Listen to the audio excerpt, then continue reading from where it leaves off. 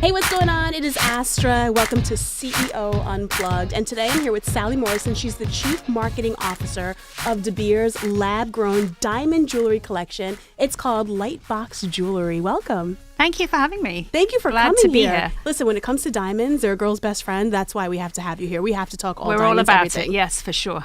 So let's start exactly with what Lightbox Jewelry is. Lightbox Jewelry is a new brand of laboratory-grown diamonds, and I think for years and years and years, laboratory-grown diamonds have been used for industrial purposes, but now the technology enables these gems to be made very efficiently, much more cheaply at gem quality standards. So they're available to make fun fashion jewelry, but at very accessible prices. So now, laboratory grown. Yep. Let's get into that. Okay. It almost makes me think of like a test tube baby. It sort of is like Kind that, of, right? yeah. I mean, I think it's in the lab or the factory where we make them, we create the conditions under those same conditions that a natural diamond would be made in, but it's of course compressed and very sped up. So to make a 1 carat rough diamond, for example, takes about 2 weeks. But you're basically putting a sliver of diamond in a sort of giant pressurized space, taking that up to very high temperatures, nearly as high as the surface of the sun, in fact. Wow. So super hot, high pressure, and then 2 weeks, the diamond grows. That's insane. It's crazy. So you can pretty much pick whatever size diamond you want and grow it to that exact size. You can pick the kind of size you want, but more interestingly, I think you can also pick colors. So for the first time, regular people like you and me are able to think about having a colored diamond, right? Now, for most people, you don't even think about that. Unless you're Jennifer Lopez, basically, you can't have a pink diamond. But now... Or Lady Gaga with the yellow Or canary. Lady Gaga, right. Yep. But now, regular people like you and I can think about having a blue or a pink lab-grown diamond. Now, right now, we're making those two colors in addition to white, but our scientists are hard at work in the lab, and I think it's not going to be too long before you're going to see other colors too. So it suddenly becomes like, I think, a whole new product in a way, right, that most of us have never seen before. And I think it's going to allow a lot of designers, for example, to do really creative work, because if you can replicate colors at scale consistently, you can really dream up some fantastic design. You know, it's quite interesting because it makes me start to think, like, are you able to put in 2 or 3 different colors? Is that going to be something maybe in the future? Maybe there'll be a rainbow flag diamond That one would day, be right? so I mean, something for us to cool. all work toward. About the laboratory grown diamonds. Yeah. Is it really considered a real diamond? Yes, it is. It is. Chemically, physically, optically, it's the same material. Now, under technical equipment, you can tell the difference because the growth pattern is different. But effectively, this is diamond material. It behaves like diamond. It scintillates in the same way. It sparkles in the same way. And it can be cut and polished in the same way. So yes, it is. So then what differentiates the laboratory-grown diamond from a cubic zirconia? This is chemically diamond. CZ is something else. It's a simulant. It's something completely different. This is actually diamond. I think the other thing that's very interesting about this is because the technology has come a long way, we can produce this material very affordably. Everything in our line is $800 a carat plus the cost of the setting. Wow. So very affordable. It's opening it up to a lot more people. It absolutely is. So who is the type of consumer that you're trying to reach? All different kinds of consumers. We've only been trading since September. Our e-commerce went live in September.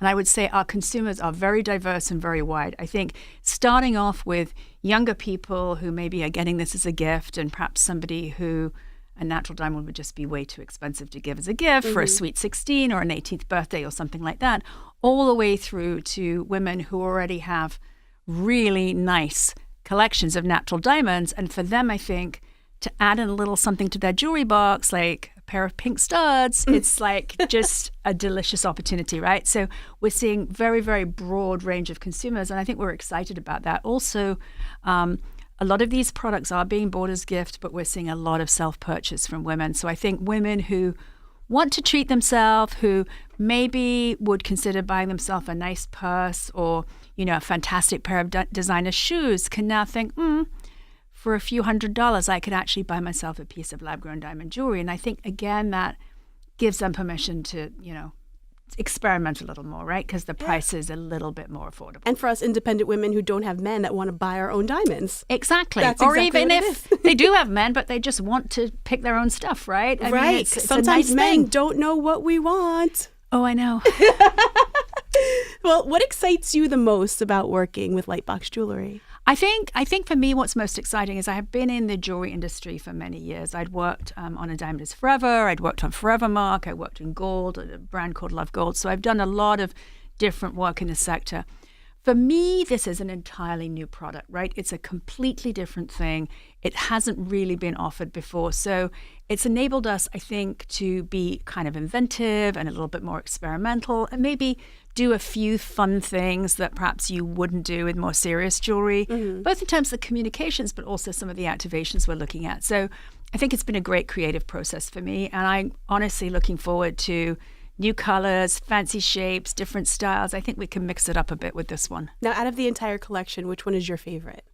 I personally love the blue studs. I'm a blue person. I gravitate towards the blue palette. Blue creates a certain mood and a feeling for me. Because it matches your eyes. Maybe so. Or maybe I'm just having a Picasso blue period. I don't know. But I love the studs because I do have a small pair of natural diamond white studs, but I think these are kind of fun. I can wear. I swim every day in them. I don't worry about them quite so much because I think just because the price point is different, you can just be a little bit more relaxed. You don't have to be quite so careful. No, I love them. I have to say, I was looking on the website. I love the pink ones. You're a pink person. But I'm also a turquoise person. So for me, turquoise, purple, and pink are my three favorite colors. Well, so, I would love to see purple. I think if great. we could create a purple, that would be so exciting. Oh, right? yeah, I mean, absolutely. A violet diamond with the kind of scintillation that diamond has. So awesome, yeah. And now for the backings, you have rose gold, regular. We set some of our jewelry in silver, some of our jewelry in 10 karat gold. We have yellow. We just launched yellow in stackable rings, 10 karat gold rings. So again, baby steps. We're just getting started. We have limited collection on the website, but hoping to evolve and, you know, sort of grow a little bit as we go. I think to start with, we wanted to be kind of simple about what we're offering to consumers because the whole communication around lab-grown diamond, what is it not, that's already a big conversation to have with the customer, right? So we need to do these building blocks and educate them about what this material is, what's available. And I think then we can get into more design inspiration and we can evolve into a bit more fanciful kinds of designs. Now, talking about regular diamonds compared to these diamonds, regular diamonds, a lot of people always look for the 4 C's. Yeah. Do you guys offer anything, comparable to that? We don't offer the 4 C's because we think that because this is a manufactured process, you can basically make these things to order to pretty consistent quality time after time after time. I would say they're among the best quality lab-grown diamonds around. They are very sparkly. If you look at them with the naked eye, they look colorless. You won't see anything inside. So they're pretty high quality, but we don't certificate them. Okay, so that's what I was also going to ask you too. I know with certification, all the diamonds are usually under like a GIA certification. Are you guys ever going to be certified under any type of certification whatsoever? We don't offer a certification, but again, I would say we have our own, let's say, quality assurance process.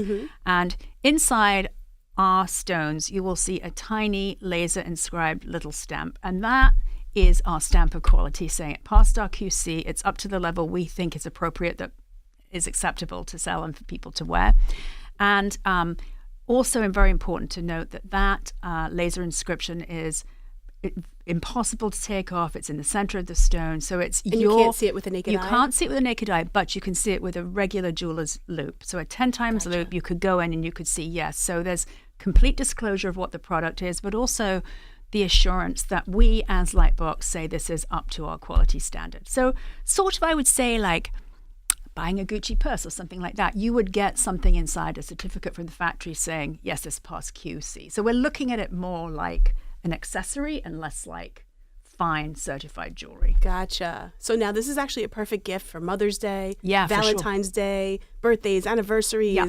I mean, anything of that nature. Anything of that nature. We introduced little cute pink hearts for Valentine's that did really, really well. Ooh. We did a little pop-up in Los Angeles and they were super popular. So that's a sort of cute thing for a kind of sentimental gift.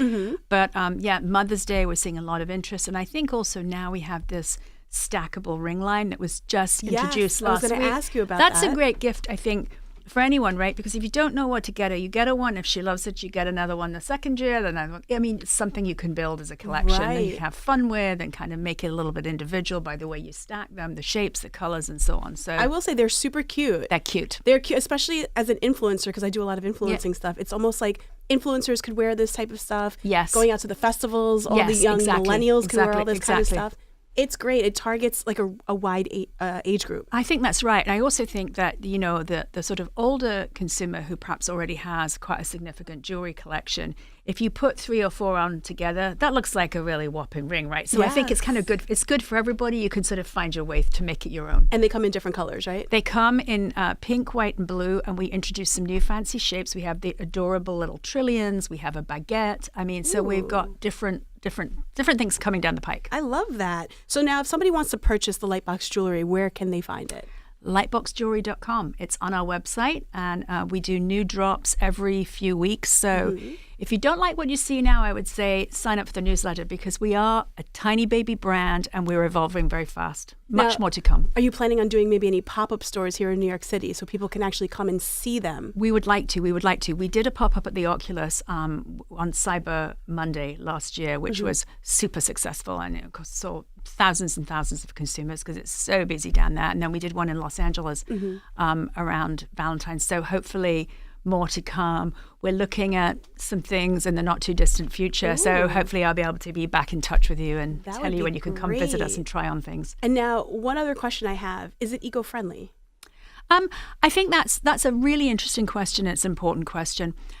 We do not promote this brand as an eco-friendly brand purely because to manufacture this product, it does take a significant amount of power, right? Now, we can all talk about, I think, relatively how much power versus other things, but it does take some power. And, you know, nothing is without its cost and without its impact, right? So I think people need to make that decision for themselves. It's not something we think we should promote because just raising the temperatures of these machines, putting them under pressure, you know, considerable energy. Right.